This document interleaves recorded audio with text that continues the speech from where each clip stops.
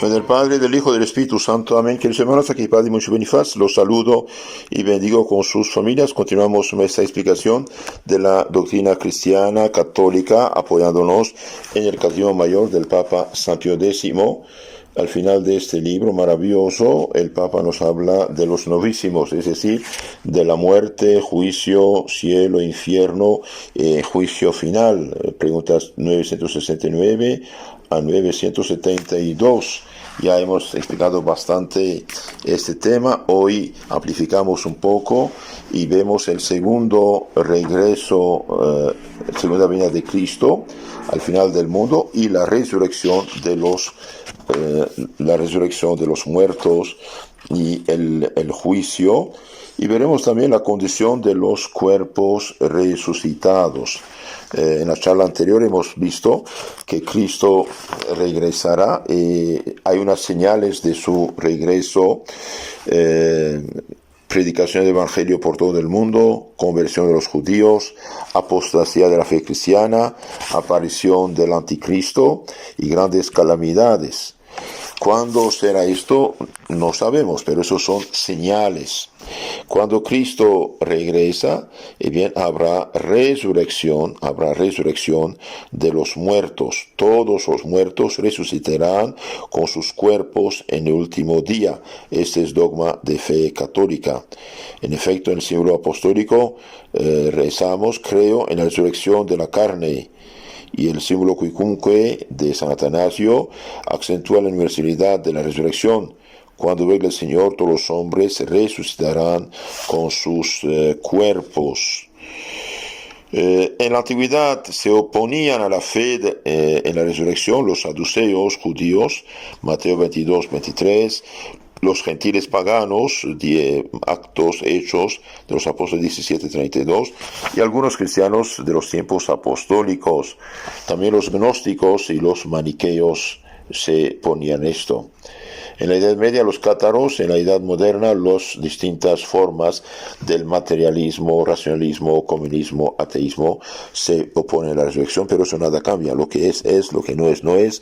La opinión humana no cambia la realidad de las cosas. El alma humana, siendo inmortal, bien, no muere, aunque no crea, pobres de ellos, ¿no?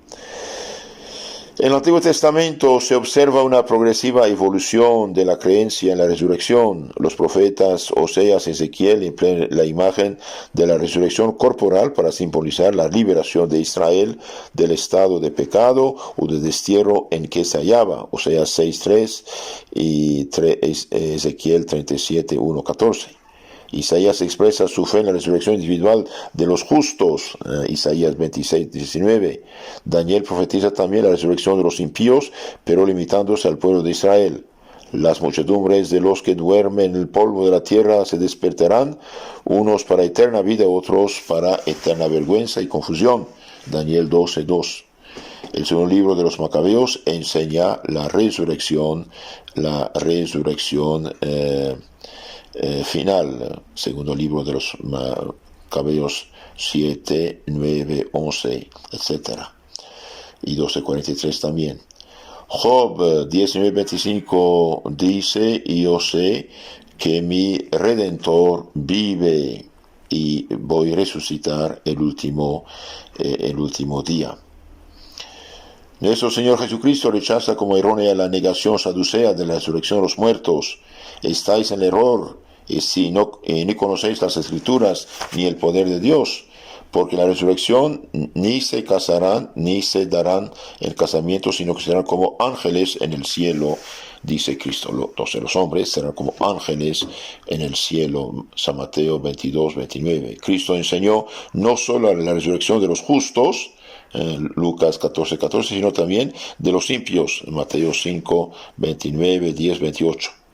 Y saldrán de los sepulcros los que han obrado el bien para la resurrección de la vida, y los que han obrado el mal para la resurrección de juicio, Juan 5:29. A los que creen en Jesús y comen su carne y beben su sangre, Él les promete la resurrección en el último día, San Juan 6:39, 44.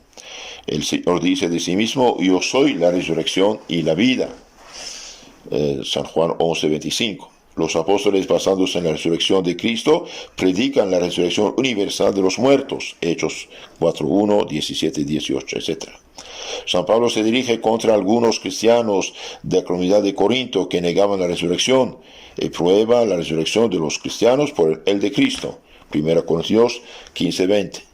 Pero no, Cristo ha resucitado, dice San Pablo.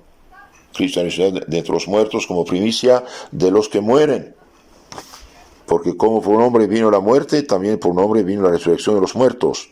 Y como en Adán hemos muerto todos, así también en Cristo somos todos vivificados, pero cada uno a su tiempo, el primero Cristo, luego los de Cristo, cuando Él venga. La muerte será el último enemigo reducido a la nada por Cristo.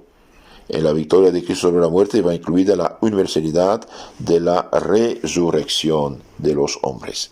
Romanos 8, 11, 2 Corintios 4, 14, Filipenses 3, 21, etc. Los padres de los primeros siglos, ante los múltiples ataques que sufría la doctrina de la resurrección por parte de los judíos y paganos y los gnósticos, se vieron forzados a estudiar minuciosamente este dogma. Clemente Romano lo prueba por analogías tomadas de la naturaleza, por la leyenda del ave fénix y por pasajes bíblicos del Antiguo Testamento, en su carta a los Corintios 24-26. Se escribieron tratados en defensa de la fe cristiana en la resurrección. Sus autores fueron San Justino, Atenagoras, de Atenas, Tertuliano, Orígenes, San Metodio, San Gregorio Niceno. También casi todos los apologistas de principios del cristianismo se ocuparon detenidamente de la doctrina sobre la resurrección.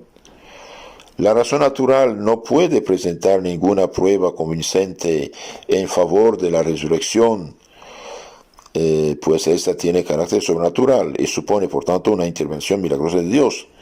No obstante, es posible mostrar la conveniencia de la resurrección. Primero, por la unión natural entre el cuerpo y el alma, que hace que ésta se haya ordenada al cuerpo. Entonces es normal que el alma y el cuerpo se junten otra vez para la vida eterna.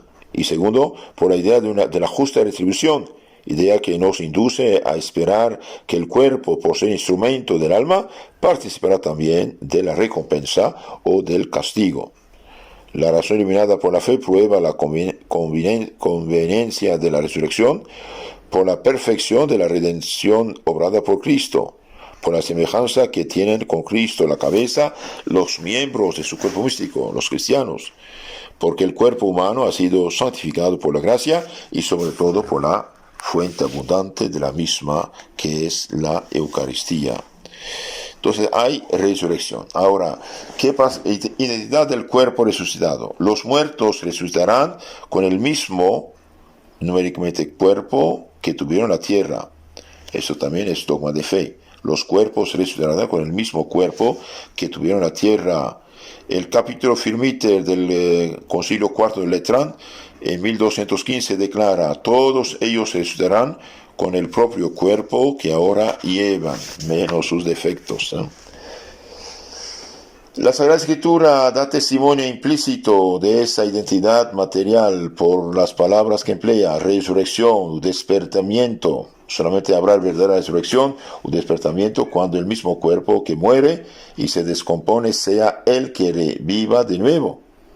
La tesis hallado enunciado explícitamente en 2 Macabeos 7:11. De Dios espero yo volver a recibir la lengua y las manos. 1 Corintios 15:54, porque es preciso que la corrupción se revista de incorrupción y que este cuerpo mortal se revista de la inmortalidad. San Justino dice: tenemos la esperanza de que recobraremos a nuestros muertos y los cuerpos depositados en la tierra, pues afirmamos que para Dios no hay cosa imposible. Apología 1:18. Para Dios no hay cosa imposible. Las razones de conveniencia aducidas por los padres para probar el hecho de la resurrección suponen todas ellas la identidad del cuerpo resucitado con el cuerpo terreno. No debemos concebir esta identidad como si todas las partes materiales que alguna vez o en determinado instante han pertenecido al cuerpo terreno tuvieron que hallarse en el cuerpo resucitado. Así como el cuerpo terreno, a pesar del continuo metabolismo de la materia, permanece siempre el mismo, de manera parecida basta para salvar la identidad que una parte relativamente pequeña de la materia del cuerpo terreno se contenga en el cuerpo resucitado. Por eso, el hecho que las mismas partículas materiales puedan pertenecer solamente a diversos cuerpos no ofrece dificultad alguna contra la fe cristiana en la resurrección. Dios, siendo todopoderoso, de un pequeño puño de polvo del mismo cuerpo, bien reconstituye nuestro cuerpo. ¿Cuál será la condición de los cuerpos resucitados? Los cuerpos de los justos serán transformados y glorificados según el modelo del cuerpo resucitado de Cristo. San Pablo enseña: Jesucristo reformará el cuerpo de nuestra vileza conforme a su cuerpo glorioso, en virtud del poder que tiene para someter así todas las cosas. Filipenses 3:21. Se siembra en corrupción y resulta en incorrupción. Se siembra en ignominia y se levanta en gloria. Se siembra en flaqueza, se levanta en poder. Se siembra en cuerpo animal y se levanta un cuerpo espiritual. 1 Corintios 15:42. Siguiendo las enseñanzas de San Pablo, la escolástica, la filosofía de Santo Tomás, enumera 4 propiedades o dotes, cualidades de los cuerpos resucitados de los justos: la impasibilidad, la sutileza, la agilidad y la claridad. Veamos esto, muy interesante.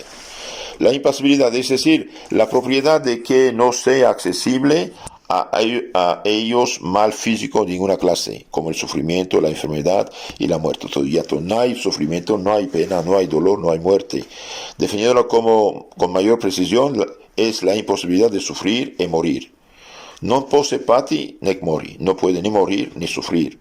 Apocalipsis 21:4, el Dios enjugará las lágrimas de sus ojos, y la muerte no existirá más, ni habrá duelo, ni gritos, ni trabajo, porque todo eso ya es pasado. Ya no pueden morir, San Lucas 20:36. La razón intrínseca de la impasibilidad es el perfecto sometimiento del cuerpo al alma, dice Santo Tomás de Aquino, suplemento 82:1. Entonces el cuerpo será impasible, es decir, no hay sufrimientos ni muerte. La sutileza o penetrabilidad, es decir, la propiedad por la cual el cuerpo se hará semejante a los espíritus, en cuanto podrá penetrar los cuerpos sin lesión alguna. No creamos que por el cuerpo se transformará en sustancia espiritual y que la materia se encarecerá hasta convertirse en cuerpo etéreo, no. Un ejemplo de espiritualización lo tenemos en el cuerpo resucitado de Cristo, que salió del sepulcro sellado y entraba en el cenáculo, aun estando cerradas las puertas, en San Juan 20:19. La razón intrínseca de esta espiritualización la tenemos en el dominio completo del alma glorificada sobre el cuerpo, en cuanto es la forma sustancial del mismo. Entonces, el cuerpo va a penetrar donde quiera sin abrir ni puerta ni ventana. La agilidad, es decir, la capacidad del cuerpo para obedecer al espíritu con suma facilidad y rapidez en todos sus movimientos. Esta propiedad se contrapone a la gravedad de los cuerpos terrestres, determinada por la ley de la gravitación. El modelo de la agilidad lo tenemos en el cuerpo resucitado de Cristo, que se presentó de súbito en medio de sus apóstoles sin abrir ni puerta ni ventana. Y finalmente habrá la claridad, es decir, el estar libre de todo lo ignominioso y rebosar hermosura y esplendor. Jesús dice: los justos brillarán como el sol en el reino del Padre. Mateo 13:43. Un modelo de claridad lo tenemos en la glorificación de Jesús en el monte Tabor. Mateo 17:2. Y después de la resurrección. La razón intrínseca de la claridad la tenemos en el gran caudal de hermosura y de resplendor que desde el alma se desborda sobre el cuerpo. El grado de claridad será distinto, como se nos dice 1 Corintios 15:41, estará proporcionado al grado de gloria con que brille el alma, y la gloria dependerá de la cuantía de los merecimientos.